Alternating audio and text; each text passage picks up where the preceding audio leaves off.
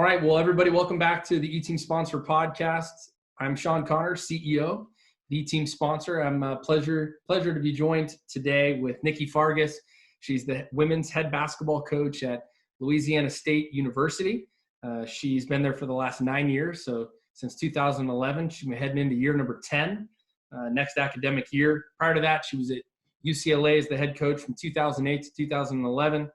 And prior to that, she was a player and assistant coach at the University of Tennessee in Knoxville. She won 3 national titles there, 1 as a player in 1991 and then 2 as an assistant coach, 2007, 2008. So, Nikki, thanks for coming on the podcast. Sean, thanks for having me. I appreciate you extending the invite, and I'm glad to be able to share whatever it is that you need me to talk about. Good. Well, I'm just happy you're on. I have a huge smile right now. You always make me smile, so I'm happy to be in your presence. So this is great. Hey, tell us. We'll just jump right into it. How's the quarantine going in the Fargas household and LSU women's basketball? Well, it's going. It's just different. It's different being home, but it's good. It's a good different, and it's allowed us to do a lot of things with our daughter, who is in the 2nd grade. So I'm now officially a 2nd grade teacher. And I'm also going to be, I didn't know that if you knew this or not, I'm also going to be appearing on the Food Network channel. Oh. Yeah. They don't know it yet, but all the cooking that I've done, the Food Network channel doesn't know it yet, but all the cooking that I've done, I'm going to be on Chopped. I'm going to be a Chopped champion. I'm just telling you. That's great. This way. Well, we'll make sure before you leave today, we'll make sure that we get one of your dynamite recipes. And then what we'll do is we'll send them a copy of the podcast directly so they know to hit you up. Okay. That sounds good. That's great. Well, good. So, we talked a little bit before we started recording here. So how has it been different? How is it different for your relationship with your student athletes, with your coaches, with the administration? Talk to us about how you've been navigating these new waters. Like everybody else, we're on Zoom and FaceTime, and I've had to learn a lot about, maneuvering through that. The way that we stay connected, though, is through weekly meetings that I have with my staff. One of the things that I wanted to do in this time of year, the hours are a little different and tricky when what you can and can't do with your student athlete. And so I wanted to make sure that we had 2 days. We go Wednesdays and Fridays, where I get an hour of my student athlete and my entire staff. We get together and we do a Zoom meeting. And during that Zoom meeting, I'll just talk about updates. We'll highlight what they're doing academically, because to transfer from being in the classroom to now virtual learning, LSU has done a phenomenal job of that transition, but also our student athletes are still able to get tutoring services provided to them. Wow. And that's pretty impressive. And so that's huge. It is to be able to still have those resources available to our student athletes, no matter where they're at. And I've got kids from all over the country. I've got one of my players is in Australia, and my other players in France.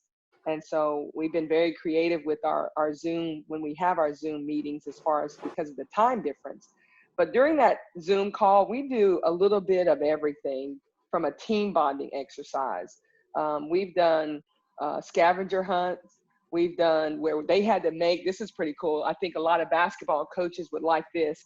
You know how you're always doing all these scouting reports, and you're having your team like read the quote on the front of the scouting report, and then you talk about the starters and you talk about the bench and what's your offense and defense. And so we did this breakout session where coaches were with players, and we had to create our own scouting report for COVID-19. And so it was real creative. Everybody came at different angles. And like the 5 starters, one of our groups said like the 5 starters, and they list the 5 countries that had been hit the most. And like they put China on the bench because they were obviously starting to have a different recovery than we have. And then they brought out the numbers and the facts, like instead of saying you're averaging 20 points a game, these are the number of cases. So it was really educational, but I liked how everybody got involved in it and was invested in it. So that was a pretty cool team bonding exercise that you can do virtually with your team. That is awesome. That is a Mm-hmm. great, I'm writing that down. That's like a pandemic scouting report and Mm-hmm. turning a negative into a positive. I love that. That's awesome. Yes. That's, and I think that's something that's really important for like people that are listening to our podcast. We've got a lot of high school and small college coaches that are out there, and it's great for them to be able to hear, regardless of what level you're at, hey, how are you dealing with everything right now? So that's great. That's awesome. Speaking of those types of coaches that are listening and paying attention right now, if there's a high school coach or a community college coach that is otherwise wondering, wow, how's the women's basketball program at LSU, who otherwise might be recruiting a student athlete of mine, how has recruiting changed? So how are you recruiting? What can those high school coaches and community college coaches come to expect when it comes to maybe a new way of recruiting? I think a new way of recruiting is going to be, obviously, if you've got any prospects, get them out there on social media. I mean, we're watching and we're now driven by that, obviously, but that's a great way for prospects to be seen. Email the institution and we get a ton of emails on prospects to look at, and it doesn't matter what age or what part of the country that they're from. But I think the social media component is really an effective way to broadcast your students. And then a good old phone call goes a long way.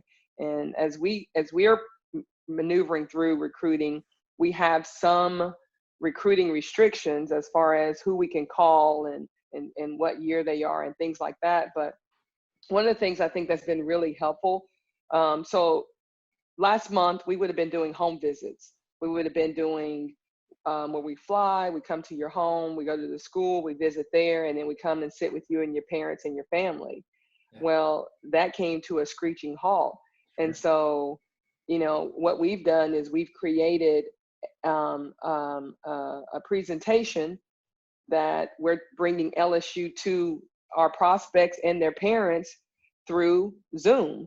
And I think that's been really cool for us to navigate on, and if you don't have someone that's put all that together, you can go and clip and pull, we'll pull off a video where they opened up a new engineering building. Well, that's already on YouTube. And so you can create your own recruiting avenue, even if you don't have somebody that's a video guy that has put this whole presentation together. Photos go a long way.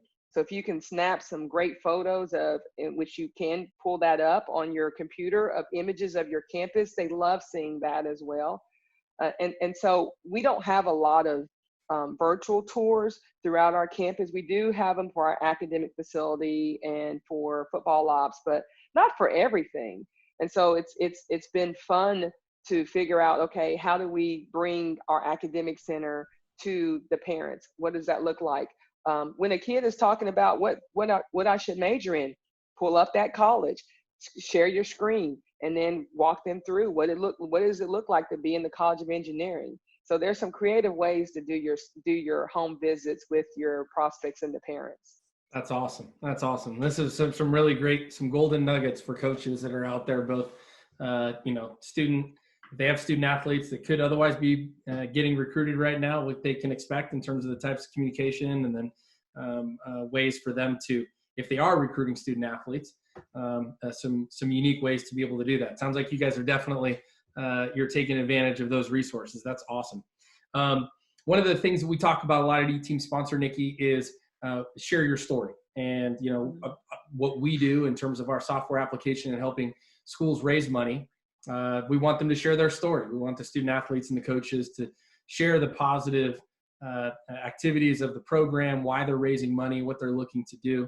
And we like to dive into the personalities of the people that we interview on the podcast. So we were going to have you share your story. And if you could let us know, how did athletics unlock an opportunity for you?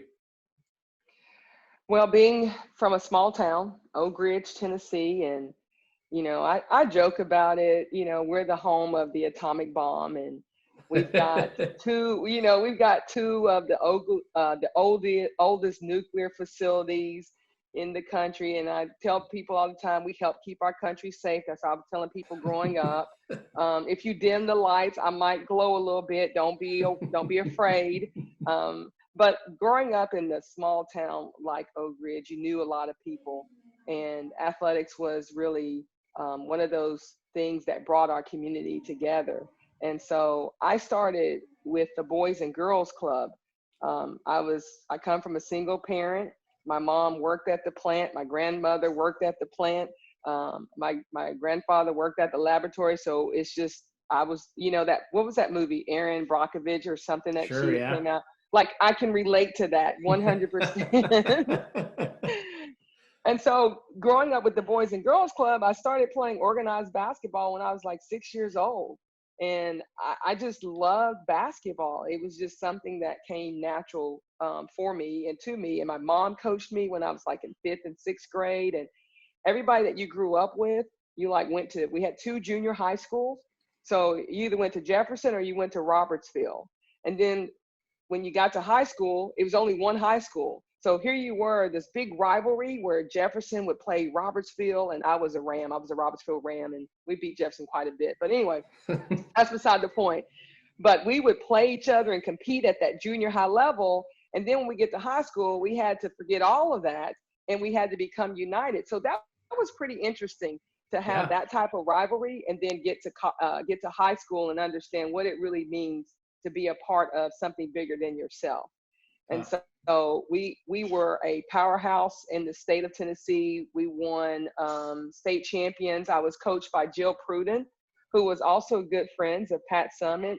And for those of you guys who don't know, which a lot of people don't know, Oak Ridge is literally like a rock. You can throw a rock and get to Knoxville, Tennessee. So we're about 20 minutes away. I'm not that far. And so my high school coach, Jill Pruden, had a very good relationship with Coach Summitt. I didn't grow up like, I'm going to go to Tennessee. I was like, I'm getting away. I'm moving away. I'm getting, it's kind of like one of those stories. And I was being recruited by some of the best teams some of the best universities. And I took some visits, and Tennessee just spoke to me in a different way. And they were one of the best teams in the country. And so I already knew, I said, I can play for this lady because my high school coach is just as crazy as Pat. So, I was like, we would do some conditioning in high school. So one of my favorite places in Oak Ridge is Big Ed's Pizza. So if you ever, Sean, if you ever are in Knoxville, or if Big Ed's Pizza, man, I'm telling you, that is the spot. So write it down. It is so we would literally condition. We would leave our high school, and my high school coach was a runner, and she would have us run to Big Ed's Pizza, which was a few miles away. And that was part of our conditioning. And then we could eat pizza, and then we would have transportation back. But that was one of the things that was really cool, incorporating that kind of late in our season. So when Pat, at the end of our preseason, Pat would make us run like this 5-mile run. And then we would go to her house and have she would have a lake party. And I go, who thinks of running? And then, okay, it's all good. We're like, no, mad that we just had to run 5 miles or something. You want to throw a lake party? So when I left Oak Ridge, obviously I didn't go far from home. So everybody was at games. My great grandparents, my cousins. Cool. I mean, I'm just like, okay, I need tickets, and I need a lot of them. And it was pretty cool growing up near there. But I'll tell you, it's a different pressure though, to be the local kid. Sure. And having to play at Tennessee already has its own pressure. But the pressures of, okay, my family, my friends, my buddies from high school, they're all here watching, and some of them went on to Tennessee to go to school. It was kind of it kind of overpowered me at one point, and I was just like, okay, so I'm feeling like I'm caving in.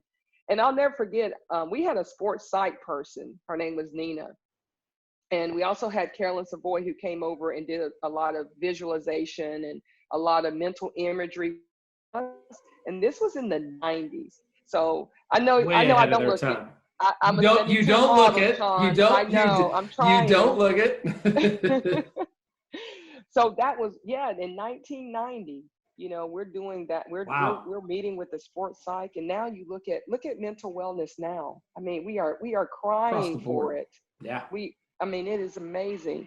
So just having somebody outside, if you can bring that resource in for your student athlete especially today, Yeah. it's so important to have someone in that profession, someone in that field, because Lord knows I am not a psychologist, but I mean, we wear a lot of different hats, but I Sure. want the people who really train in that area to work with our student athletes. And we do provide that resource for our student athletes. So, but Tennessee was a great experience. I can't say enough. One of the coolest things was I was able to watch my coach be a mom, and she had tried so many times to have a child in this profession. There's a lot of, stress and what have you on the body. And she and RB finally had a child, a son named Tyler. And so I'm a freshman and she goes into labor. I'll never forget. We used to run on the track 7 400s, 7 of them. Ooh. timed. And the guards had to make a certain time and the post had to make a certain time. And so Coach Summitt was in labor when we were out there running, because we used to train at 6 a.m. in the morning. We was out there with ROTC and those guys. Bright and early. Bright and early. And I'll never forget, they came and said, Pat's in labor. And we were like, okay, let's go. And they were like, no, that's only number 3 that you're on. Y'all going to finish this workout. Oh, no. But we loved having Pat around at practice, because she's got a newborn. She's got her split focus, right? Well, when he would come to practice, it was like, ooh, practice is winding down, because back then you didn't have no hours. Oh, there sure. was no 20-hour rule at all. No. It was like whatever time she's ready. Yeah, 20 hours a day. Yeah. Oh my gosh, that is great. Well, She would come. He would come in, Tyler, and we're like, "Oh, she's gonna soften up now." And no, she just came harder and harder. Oh, that's awesome. That is great. Well, it sounds like Tennessee basketball definitely had a profound impact on you. How did that? I guess what was there during your athletic playing days that led you to want to get into coaching? Actually, I didn't want to get into coaching. After I left Tennessee, I was like, okay, I'm going to go into my degree. My major was broadcasting. And so I was like, I still wanted to be around it, but I don't know if I want to coach it, because I saw how Pat was. Sure. And we had Nikki DeMoss and Holly Warlick and Carolyn Peck was a restricted earnings coach. And I'm like, is this the life I want to live? Because I felt like they didn't have a life, Sure. And that's how they came across to us. Like all they did was eat, sleep, and breathe basketball. And so I went into broadcasting. And then when I started doing that, I felt like I needed to do more. I needed to be more hands-on. And so that's what drew me back to wanting to be a coach. And so 20 plus years later, I'm still here, but I now get it, now being on the staff at Tennessee, I'm like, oh, okay, they're not that bad. I get what they were trying to do. I see where she was coming from. I know why she did what she did. I know why this player probably played more and this one didn't, because playing time is always going to be a challenge. Sure. But when you're on the other side of it and you're coaching and you're, watching practices, I didn't know she watched practice. She watched practice every day. Go back and watch it. And so that's what I do. And so it's just interesting how when you get away from it and you now are, the coach now, I have an even deeper appreciation for what they did when I was a player. Awesome. Well, it's, one of the things we talk a lot about here at E-Team Sponsor as well. And I know a lot of our people that are following on the podcast are interested in is the word leadership. And what does leadership mean to them? you played for and coached for arguably the best, most historic, the best women's college basketball coach in the history of the game, right? What is leadership? What have you learned along the way in terms of leadership? What does leadership mean to Nikki Fargas? Leadership comes in so many forms. It could be the leader who, it's obviously the title in and of itself is head coach. But that is the last thing that you feel that you are when you're in a place of being of service. I think the word that I would say is being of service or servanthood. And some of the greatest leaders also will make that sacrifice. Like, what does that look like to sacrifice yourself, your notoriety, just you for somebody else, to then allow them to step into their own greatness. And you just kind of take a back seat and you're okay with that. To me, the leader isn't the one that's standing in the front of the line. It's the one in the back of the line, letting everybody come through and holding the door, so to speak. That's leadership to me. But leadership is also someone who is able to say, I can't do this by myself. Pat could not be Pat without the help of so many people. And she would be the first one to tell you that period. She'd be the first one to tell you that she does not remember the stats of who did this or who did that. She remembered the faces. And to me, one of the things that we live by when I was at Tennessee, we had this thing called the definite dozen. So if you don't know it, I would tell you, if you're trying to start a program or you got a program and you want to move the needle and you want to create an even better culture, then look up the definite dozen and have your team live by those 12 principles. And one of the definite dozens was in order to have, basically it talked about being a great leader, you have to have eager followers. So if you ain't got nobody following you, then hey, you might not be doing a good job. So recognizing that leadership is recognized. It ain't just something that is just given to you just because you have a title. Sure. And I always believe, and Pat, and I think she's always said this too, but there's certain things that you can control in life. And I think people will gravitate to people who work hard and who have a great attitude. So lead in that way and let everything else happen for itself. So that's why I'm like, I've got different leaders on my team. Sure. I got those that can go get buckets and they lead by example. And I've got those vocal leaders.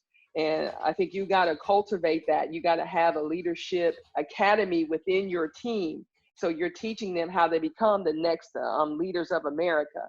And to me, you're always teaching, whether it's, okay, we just got off this chartered bus. Did you say thank you or hello to the bus driver? Just something as simple as that. And I find leadership, again, if you're accountable and you're responsible. And I called it that. I remember creating this AOL. Now again, I'm dating myself. But remember when AOL? Oh my God! AOL with the dial-up. Yes. So AOL, my AOL account was accountability, ownership, and leadership. That was my AOL. So when I'm telling you, I'm so old now.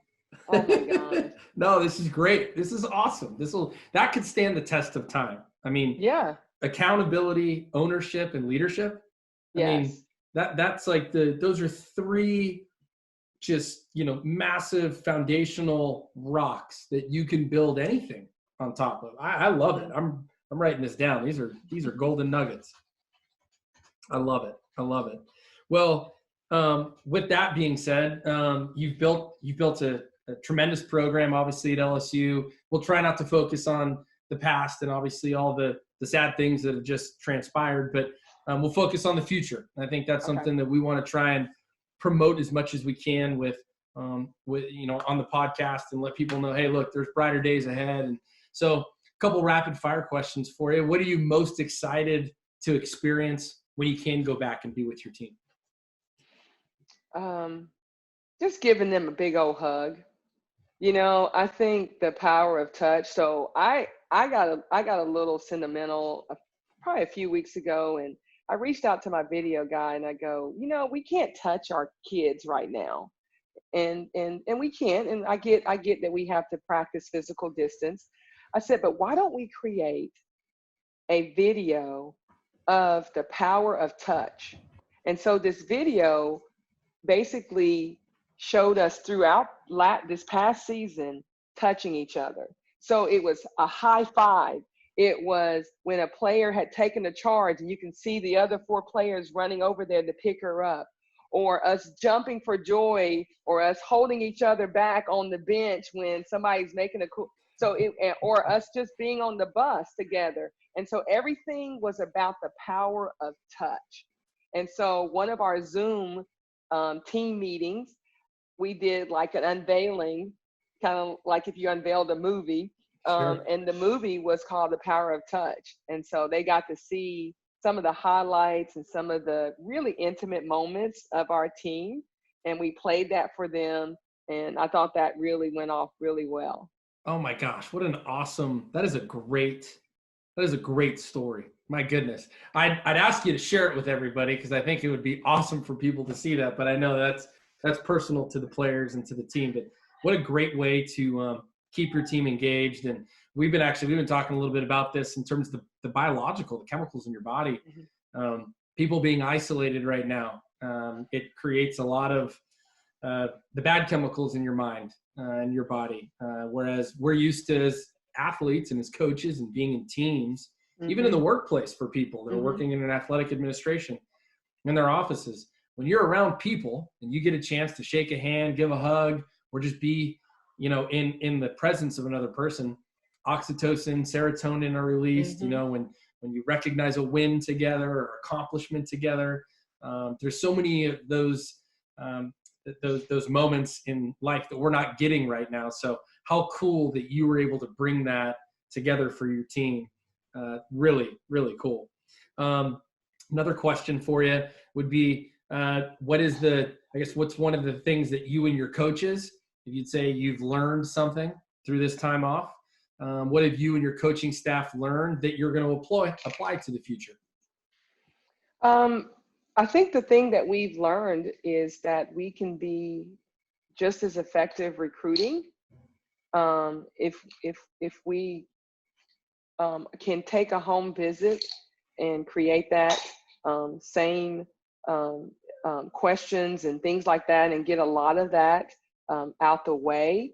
Then when we go to the homes, now we can just sit there and really dial into them and not go there to be, it's a presentation.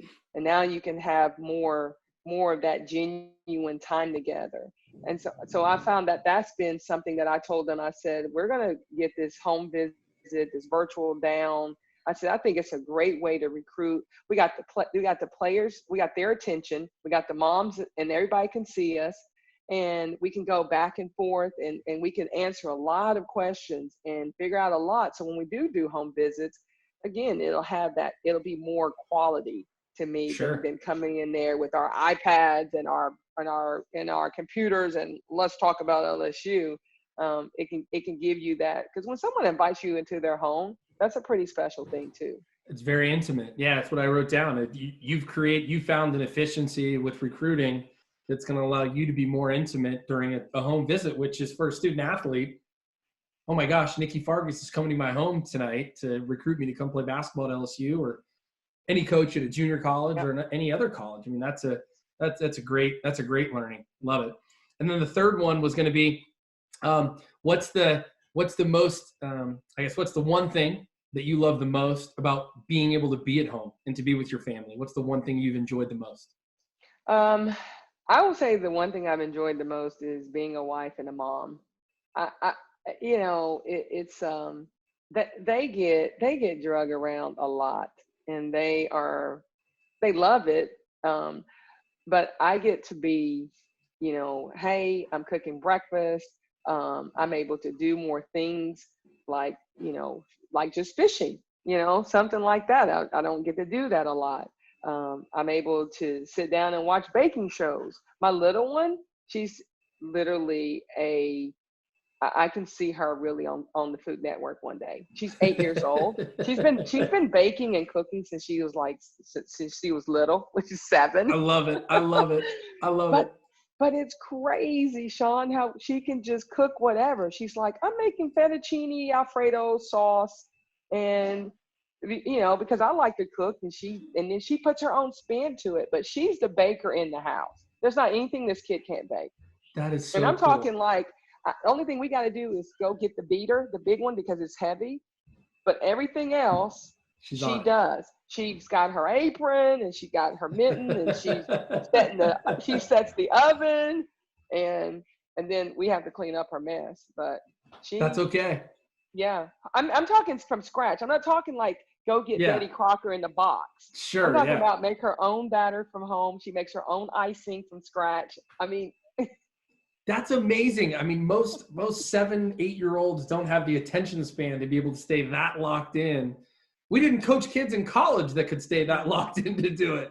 That's pretty impressive. Cute. This is so cute. So Saturday morning, she's like, I got breakfast for you guys. And we're like, okay.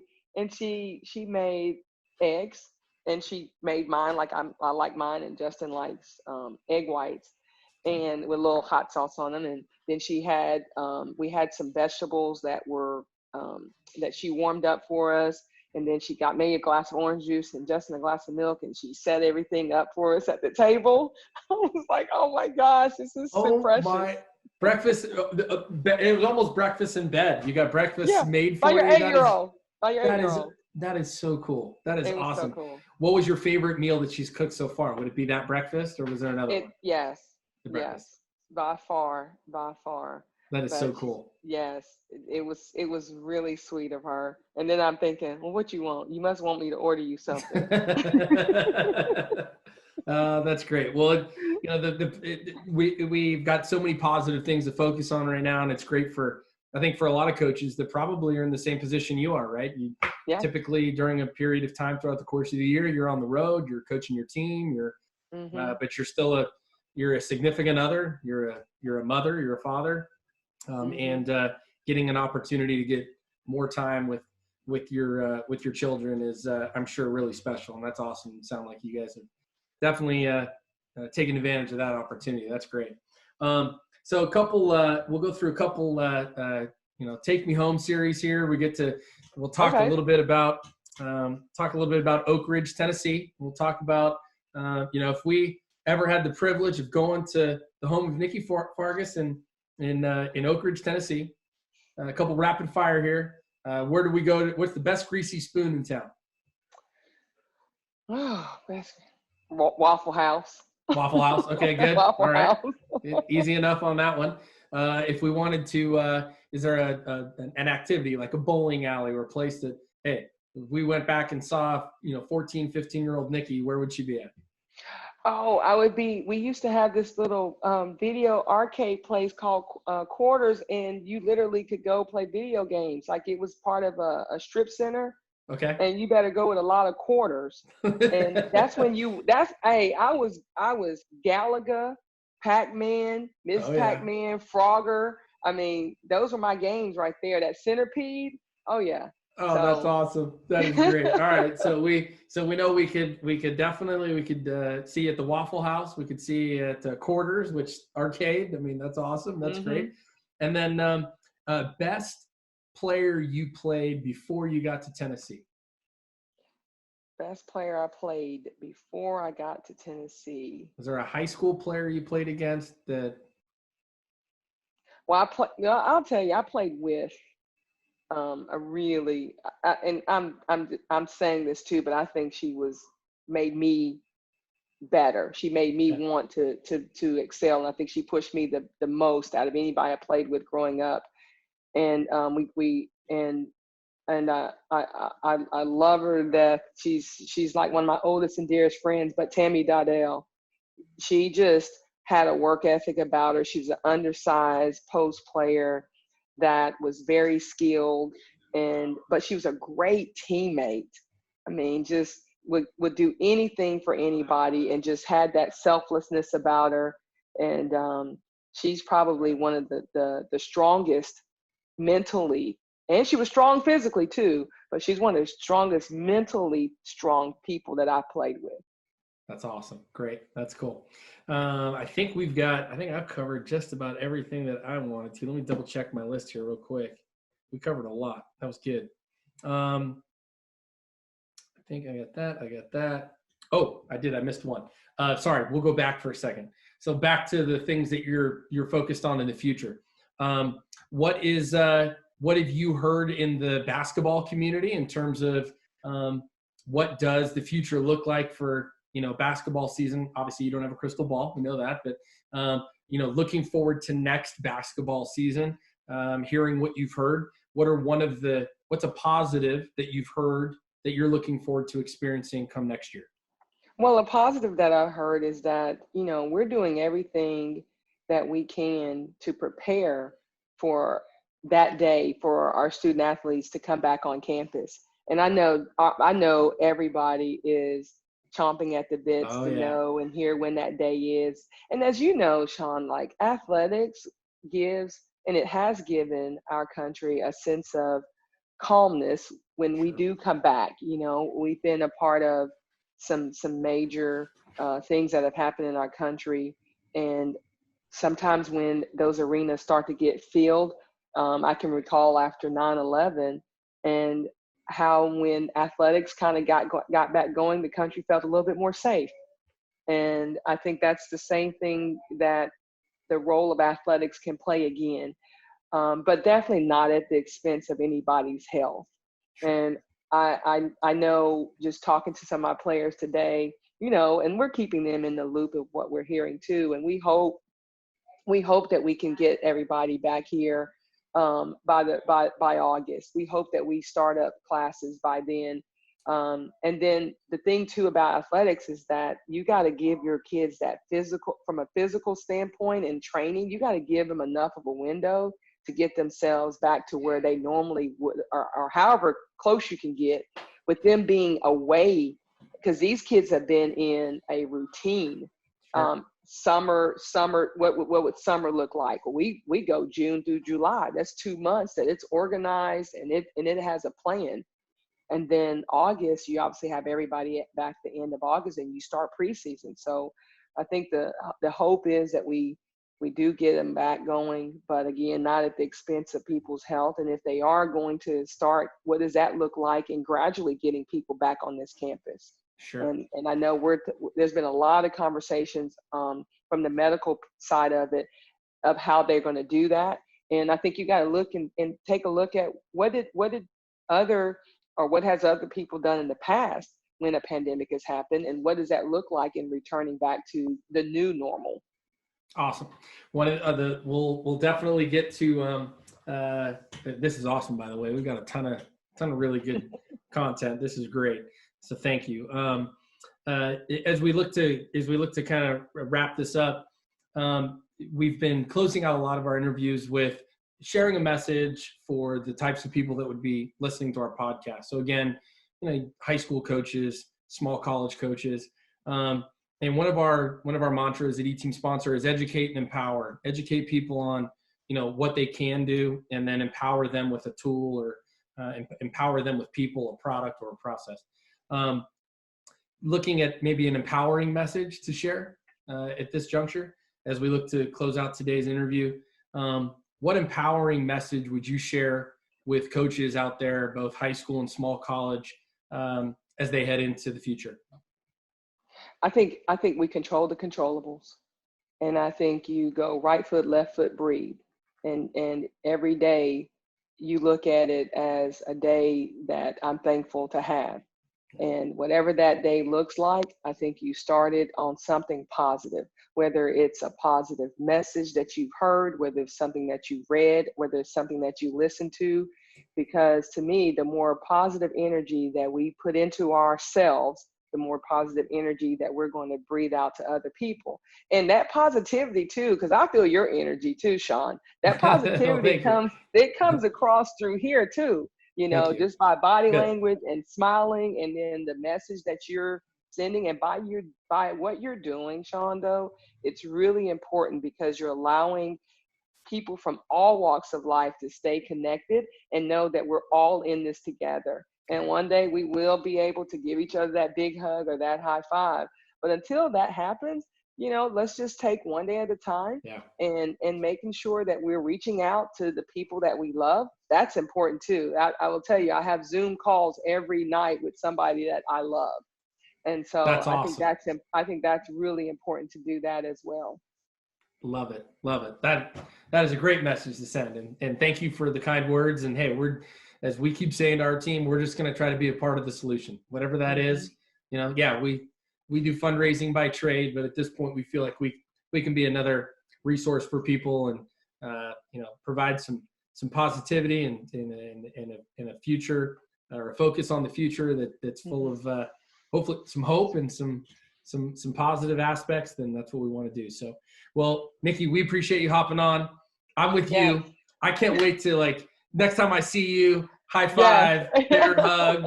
I can't wait to do it too. I'm looking forward to it. And again, continued health and safety to you and the family. You too. We got to make sure we got to get either a picture or a video of your daughter's next meal that she prepares, or yours.